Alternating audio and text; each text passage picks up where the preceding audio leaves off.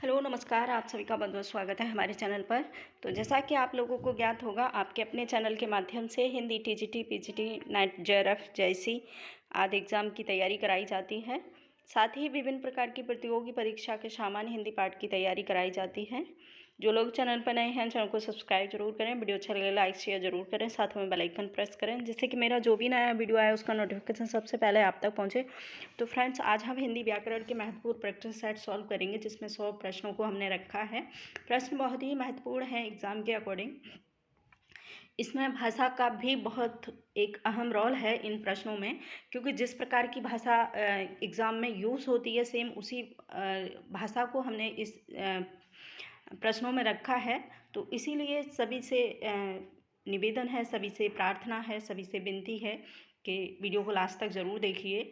और प्रश्न बहुत ही महत्वपूर्ण है एग्ज़ाम के लिए, तो सभी के लिए रिक्वेस्ट है वीडियो को लास्ट तक ज़रूर देखें। और वीडियो अच्छा लगे तो एक लाइक शेयर ज़रूर करें, साथ में एक कमेंट ज़रूर दिया करें। सभी से रिक्वेस्ट है कि कमेंट देते हैं तो थोड़ा सा अच्छा लगता है।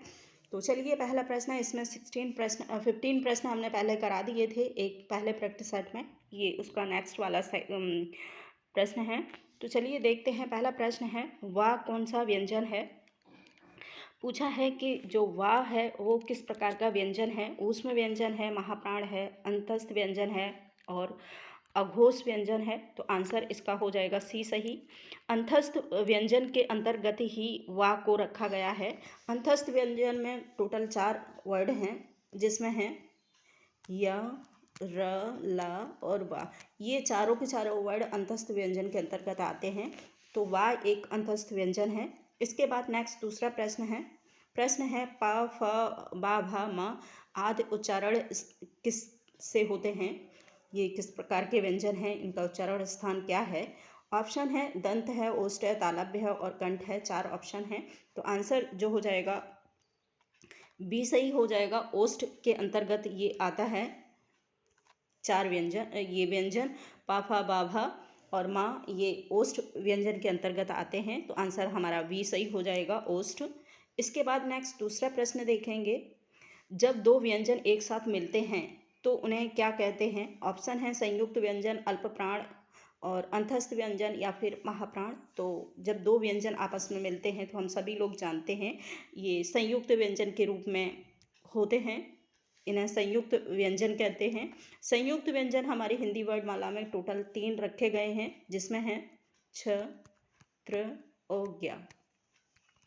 इन तीनों ही व्यंजन को संयुक्त व्यंजन की श्रेणी में रखा हुआ है। तो संयुक्त व्यंजन हमारे ये 3 होते हैं। इसके बाद नेक्स्ट दूसरा प्रश्न है वर्ड तालिका के अनुसार ह्रस्व, दीर्घ और प्लुप्त क्या हैं। ऑप्शन है स्वर हैं, व्यंजन हैं, मात्रा हैं या फिर विसर्ग हैं। तो ये तीनों के तीनों ही जो रूप हैं वो एक स्वर के रूप हैं, स्वर के भेद हैं। स्वरों को 3 भेदों में विभाजित किया हुआ है। पहला है ह्रस्व स्वर या फिर मूल स्वर, दीर्घ स्वर और प्लुप्त स्वर। ठीक है, तो आंसर हमारा ए सही हो जाएगा, यानी कि ह्रस्व स्वर। इसके बाद नेक्स्ट दूसरा प्रश्न लेंगे। प्रश्न है हिंदी वर्णमाला में ऊष्म व्यंजन कौन से होते हैं। प्रमुख महत्वपूर्ण प्रश्न है। ऐसे ही प्रश्न हमेशा एग्जाम में आते हैं, एग्जाम के लिए ही ये प्रश्न महत्वपूर्ण है, इसीलिए इन प्रश्नों को रखा है। तो आंसर जो हो जाएगा हमारा ऑप्शन है श, श, श और हा, त, थ, द, ध, ट, ठ, ट, ठ और च, छ, ज, झ। तो आंसर जो होगा हमारा ये हो जाएगा ए सही। ए यह एक ऊष्म व्यंजन है, शा, शा और हा। ठीक है, टा, ठा, ठा, ठा और ता, था, दादा ये पूरे स्पर्श व्यंजन हैं। तीन सभी स्पर्श व्यंजन की श्रेणी में रखा है इन प्रश्नों को, व्यंजनों को। इसके बाद नेक्स्ट दूसरा प्रश्न है हिंदी के जिन वर्णों का उच्चारण करते समय केवल श्वास का प्रयोग होता है उन वर्णों को क्या कहते हैं। महत्वपूर्ण प्रश्न है, सभी के लिए इम्पोर्टेंट प्रश्न है, क्योंकि ऐसे ही प्रश्न आते हैं।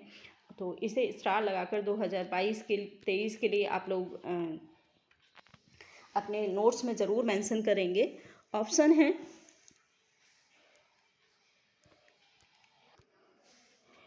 महत्वपूर्ण प्रश्न है, इसीलिए इन सभी से रिक्वेस्ट है कि इसको ज़रूर अपने नोट्स में मेंशन करें इस प्रश्न को।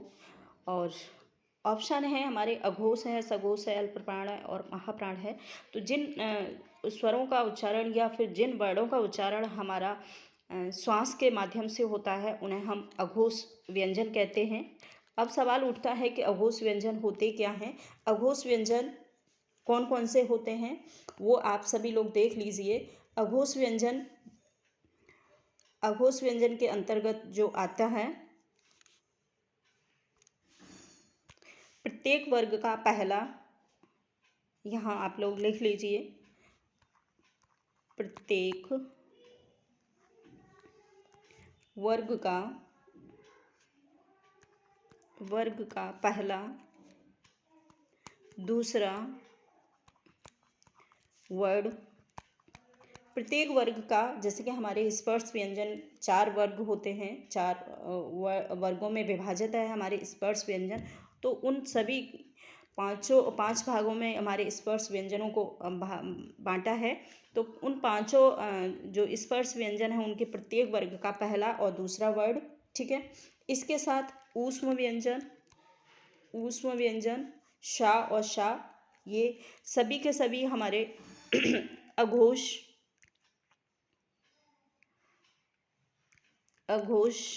व्यंजनों में आते हैं।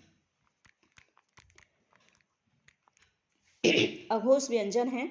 तो आप लोग समझ लीजिए इस प्रश्न को। प्रश्न बहुत ही महत्वपूर्ण है, स्टार लगाकर आप लोग लिख सकते हैं इस प्रश्न को। इसके बाद नेक्स्ट दूसरा प्रश्न देखेंगे और आंसर इसका हो जाएगा ए सही, ठीक है। अघोष व्यंजन। इसके बाद है प्रश्न नंबर 22। प्रश्न है य र ल व व्यंजनों को क्या कहते हैं। महत्वपूर्ण प्रश्न है, य र ल व कौन से व्यंजन होते हैं। ऑप्शन है स्पर्श व्यंजन, ऊष्म व्यंजन, अंतस्थ व्यंजन या फिर इनमें से कोई नहीं। तो आंसर हमारा सी हो जाएगा। अंतस्थ व्यंजन के अंतर्गत य र ल व आते हैं। इसके बाद नेक्स्ट दूसरा प्रश्न है निम्नलिखित में से घोष वर्ड कौन से हैं। ऊपर अघोष वर्ड थे और श्वास के आधार पर हमारे हिंदी वर्ड माला को 2 भागों में बांटा है। पहला है घोष, दूसरा है अघोष। इस आधार पर हमारे व्यंजनों को विभाजित किया है हिंदी वर्ड माला में श्वास के आधार पर, ठीक है। तो पहले हमने बताया था कि अघोष व्यंजन कौन से हैं। अब यहाँ पर प्रश्न है कि घोष व्यंजन कौन से हैं। तो घोष व्यंजन आप लोग समझ लीजिए, जिन वर्डों का उच्चारण करते समय स्वतंत्र तालिकाओं में कंपन होता है उन्हें हम घोष व्यंजन कहते हैं। घोष व्यंजन मूल रूप से प्रत्येक वर्ग का, ठीक है, प्रश्न ये भी बहुत ही महत्वपूर्ण है एग्जाम के आधार पर। इन प्रश्नों को बहुत ही अच्छे डीप तरीक़ा से बारीकी से हमें समझना होता है, क्योंकि इसमें बहुत छोटा छोटा सा अंतर होता है और हमारे कहीं ना कहीं हमारे दिमाग से मिस हो जाते हैं। इन अंतर को हम ठीक से नहीं समझ पाते हैं। तो सभी से रिक्वेस्ट है, वीडियो को थोड़ा सा लास्ट तक ज़रूर देखिएगा और समझने की पूरी कोशिश करिएगा। तो इसमें है कि घोष व्यंजन कौन से हैं। तो घोष व्यंजन वो आते हैं प्रत्येक वर्ग का, हमारे हिंदी वर्ड माला में 5 स्पर्श व्यंजन रहे हैं, उन्हीं को वर्ड कहते हैं प्रत्येक वर्ग का। यहाँ पर आप लिख सकते हैं, सॉरी थोड़ा सा हमारा गलत हो रहा है, प्रत्येक वर्ग का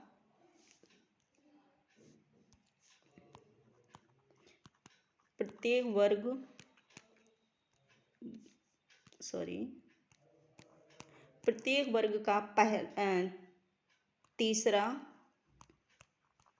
चौथा और पांचवा, प्रत्येक वर्ग का वो तीसरा, चौथा और पांचवा वर्ड जो होता है वो घोष व्यंजन में आता है। इसके साथ भी और भी हैं 11 स्वर, ठीक है। हमारे टोटल हिंदी वर्ड माला में 11 स्वरों को रखा गया है। तो 11 स्वर हमारे घोष व्यंजनों में आते हैं। इसके साथ अंतस्थ अंतस्थ व्यंजनों में आता है य, र, ला और वा। इस प्रकार से हम इन वर्डों को याद करके समझ सकते हैं कि कौन से घोष व्यंजन हैं, कौन से अघोष व्यंजन हैं। तो ऊपर हमने समझाया था अघोष व्यंजन कौन से हैं, उसमें हमने बताया था अघोष व्यंजनों में आता है प्रत्येक वर्ग का पहला और दूसरा वर्ड, साथ ही आते हैं हमारे ऊष्म व्यंजन, ठीक है। और इसमें आते हैं अघोष व्यंजन में आते हैं प्रत्येक वर्ग का तीसरा, चौथा और पांचवा वर्ड, साथ ही आते हैं हमारे संपूर्ण 11 स्वर और अंतस्थ व्यंजन यानी कि य, र, ल, वा। तो आप सभी लोग इस प्रश्न को जरूर अच्छे से मेंटेन करिएगा। इसके बाद नेक्स्ट हमारा दूसरा प्रश्न है, तो हाँ ठीक है, अंतस्थ व्यंजन। इसमें प्रश्न कुछ और था लेकिन मैंने कुछ और समझा दिया, एक बार फिर से देखते हैं।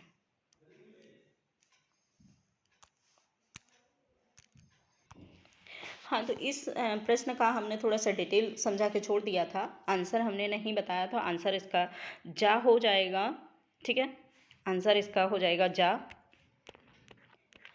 इसके बाद प्रश्न हम लेंगे दूसरा 24।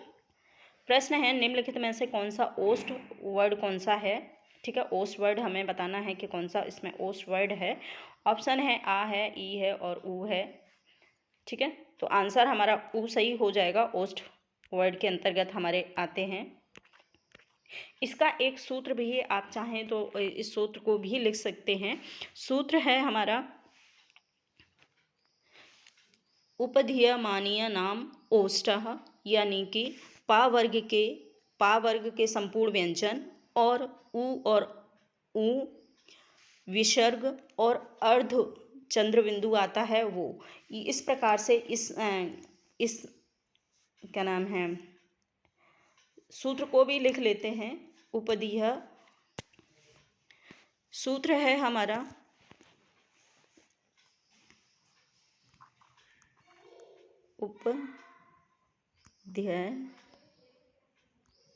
उपाध्याय मानीय नाम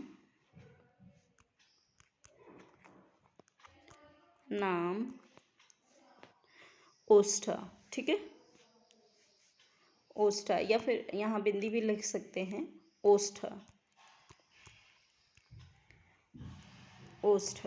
इस प्रकार से इस सूत्र को हम समझ सकते हैं। और इस सूत्र का जो मतलब है वो है प वर्ग के प्रत्येक व्यंजन वर्ग, प वर्ग के व्यंजन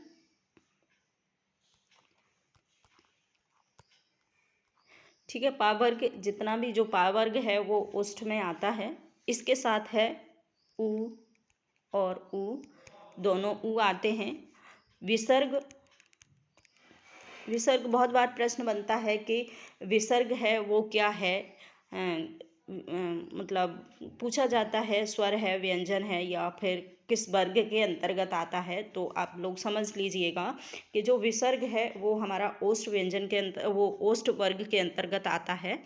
और इसके साथ ही आता है हमारा अर्ध विसर्ग यानी कि चंद्र बिंदु, जिसे हम चंद्र बिंदु बोलते हैं, ठीक है, अर्ध विसर्ग।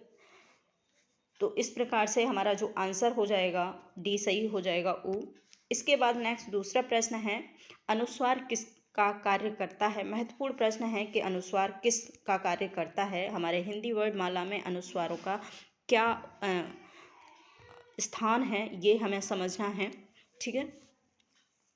ऑप्शन है विसर्ग का काम करता है चंद्र बिंदु का, पंचम वर्ड का और स्वर्ग का, तो आंसर वो स्वरों का, तो आंसर जो हो जाएगा वो हो जाएगा सी सही, यानी कि पंचम वर्ड का प्रयोग हमारे अनुस्वार के माध्यम से किया जाता है। या तो हम अनुस्वार को लिख देते हैं या फिर पंचम वर्ड को लिखते हैं।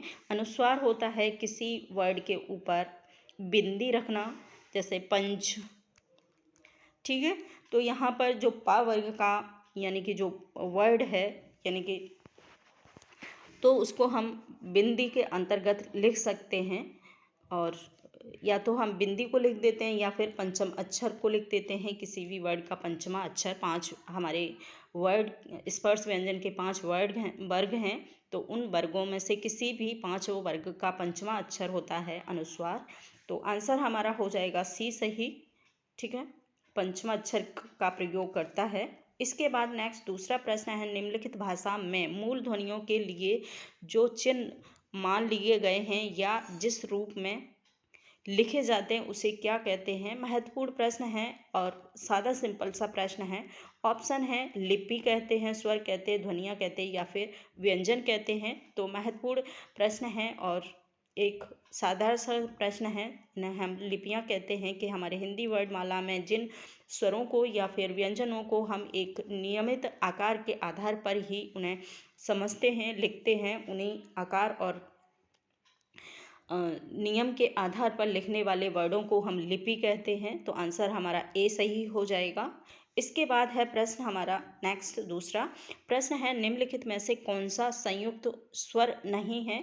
और महत्वपूर्ण प्रश्न है और अच्छा प्रश्न है, तो आप लोग इसे ज़रूर नोट करिएगा। ऑप्शन है ए, आई और ऊ। इसके साथ ही एक और है, वो है ओ। ठीक है, 4 ऑप्शन हैं। तो आंसर जो हो जाएगा हमारा ऊ हो जाएगा। यह एक दीर्घ स्वर आता है, दीर्घ स्वर में आता है, संयुक्त स्वर में नहीं आता है। ऊपर हमने बताया था संयुक्त व्यंजन भी होते हैं और संयुक्त स्वर भी होते हैं। तो संयुक्त स्वरों में जो आते हैं वो हैं ऐ, ओ और औ। ये 4 मूल स्वर हैं जो संयुक्त स्वरों में रखा जाता है और ऊ को रखा जाता है दीर्घ स्वर में। आप लोग स्वरों को अच्छे से प्रिपेयर करिएगा। इसके बाद नेक्स्ट दूसरा प्रश्न है, इसके बाद प्रश्न है, निम्नलिखित में से कौन सा अल्पप्राण व्यंजन है। अल्पप्राण व्यंजन हमको बताना है। ऑप्शन है का, खा है, गा है और घा है और ठा है। 4 ऑप्शन हैं। इसके साथ ही अल्प प्राण व्यंजन टोटल हमारे होते हैं 5 वर्डों के, प्रत्येक वर्ग का पहला दूसरा और पहला, तीसरा और पंचमा अक्षर, ये आते हैं हमारे अल्प प्राण व्यंजनों के अंतर्गत। और आते हैं 11 स्वर। ठीक है, 11 स्वर। साथ में आते हैं अंतस्थ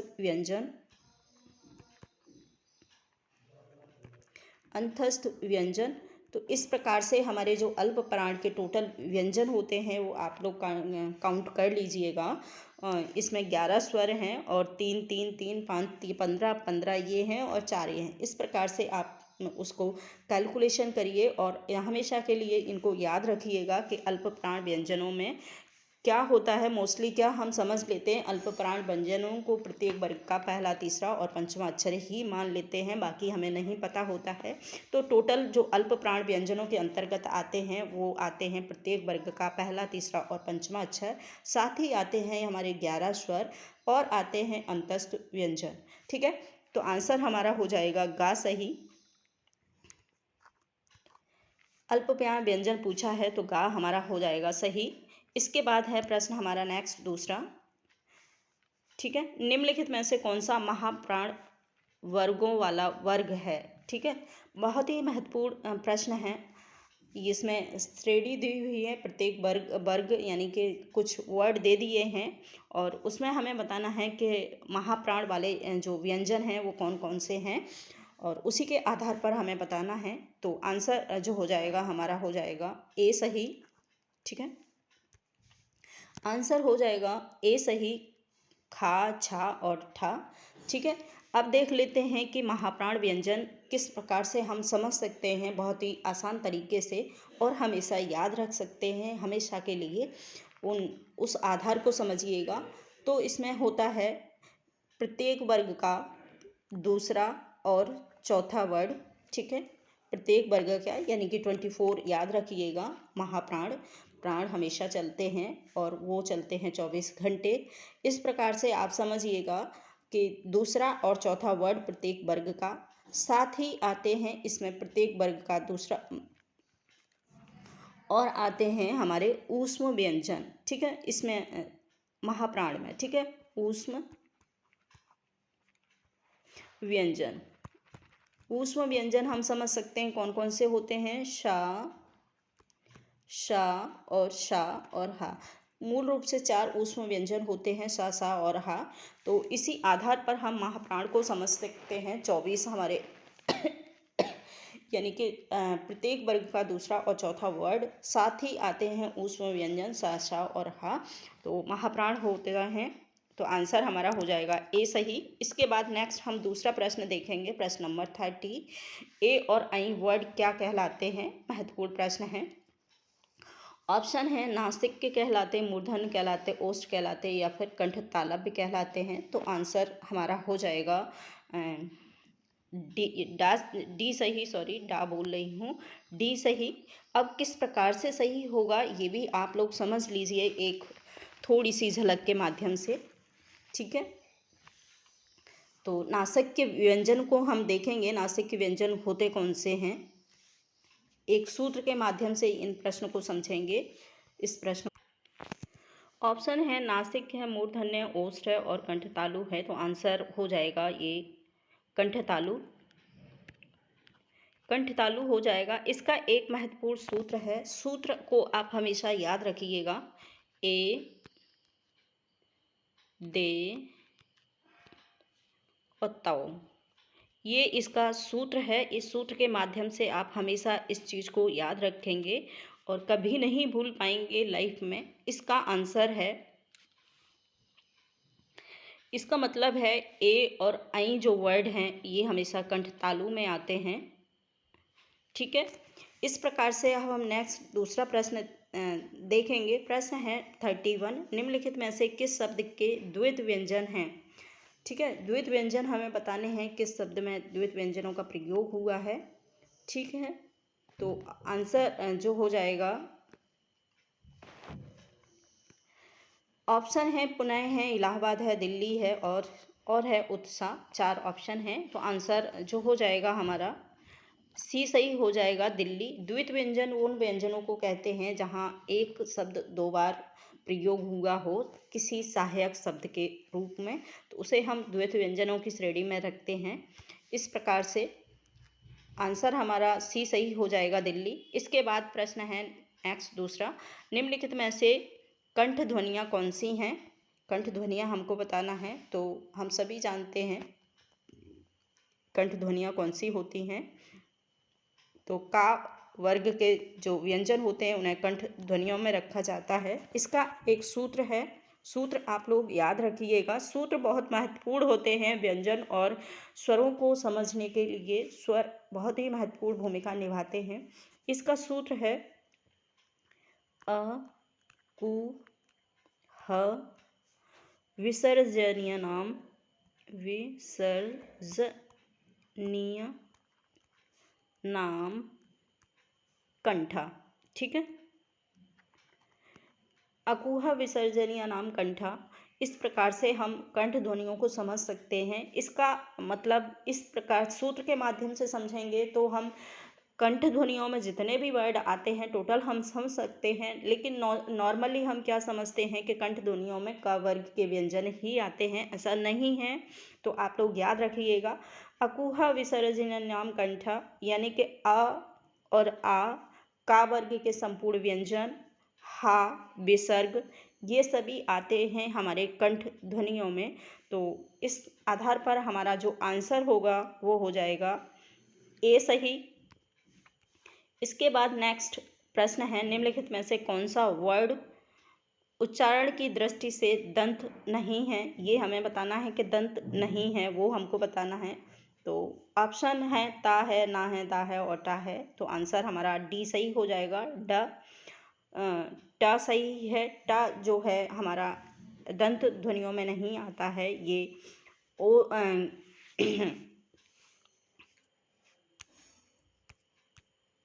ये आता है मूर्धन्य ध्वनियों में। टा वर्ड जो टा है वो आता है मूर्धन्य ध्वनियों में। इसका एक सूत्र है, वो है ऋतु ऋतु रसाणाम रसाणाम ऋतु रसाणाम मूर्धा। इस सूत्र को आप याद रखेंगे तो हमेशा हमेशा के लिए व्यंजन आपके गलत नहीं होंगे और बाकी ये सारे के सारे तीनों जो स्वर हैं, वो व्यंजन हैं, वो हैं दंत ध्वनियों के। नहीं है वो है ट, और टा आता है हमारा मूर्धन्य ध्वनियों में। मूर्धन्य ध्वनियों का एक सूत्र है ऋतु रसाणाम मूर्धा। ठीक है, इस प्रकार से इस प्रश्न को सॉल्व करेंगे। इसके बाद नेक्स्ट दूसरा प्रश्न है, कौन सा अमानक वर्ड है। अमानक वर्ड हमें बताना है, अमानक वर्ड कौन सा है। ऑप्शन है भा है, घा है और माँ है। तो आंसर जो हो जाएगा ए सही हो जाएगा। भा को अमानक वर्डों के अंतर्गत रखा है। इसके बाद प्रश्न है हमारा नेक्स्ट और लास्ट प्रश्न है, छ वर्ड किसके योग से बनता है। महत्वपूर्ण प्रश्न है। यह एक संयुक्त व्यंजन के रूप में आते हैं व्यंजन वर्ड, और छ को हमें बताना है कि किस के अंतर्गत आता है। तो आंसर जो हो जाएगा इसका हो जाएगा ए सही। ए सही। छ है वो आता है का प्लस शा, इस प्रकार से बनता है ये वाला छ। तो आंसर हमारा हो जाएगा ए सही। फ्रेंड्स, आज इतना ही। नेक्स्ट वीडियो में और हम देखेंगे। तो थैंक यू।